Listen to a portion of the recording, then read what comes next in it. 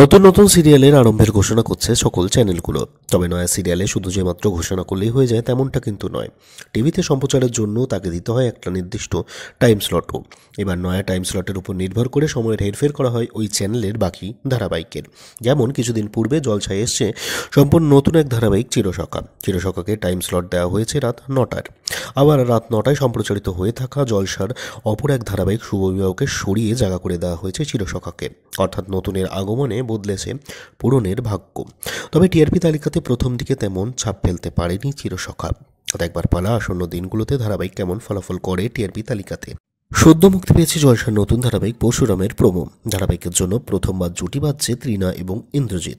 Promo release হলেও কার জায়গায় টিভিতে সম্প্রচারিত হবে ধারাবাহিকটি সে নিয়ে রয়েছে দর্শকেরা ধন্দে। তবে বর্তমান সময়কালে সবথেকে কমজোর স্লট হলো জলসার 8টা এবং 8:30 স্লট, যেখানে সম্প্রচারিত হয় উড়ান এবং গৃহপ্রবেশ ধারাবাহিক দুটি। টিআরপি তালিকাতে অনেকটাই পিছিয়ে রয়েছে এই দুটি ধারাবাহিকই। তাছাড়া বর্তমানে টিআরপি টপার পরিণীতার সঙ্গে টক্করে নেই দুজনের কেউই।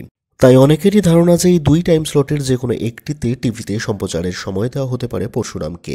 এবার দেখবার পালা নতুনের আগমনে বদলায় পুরনো কোন ধারাবাহিকের ভাগ্য। উড়ান না গৃহপ্রবেশ, পড়তে চলেছে কোন ধারাবাহিকের কপাল।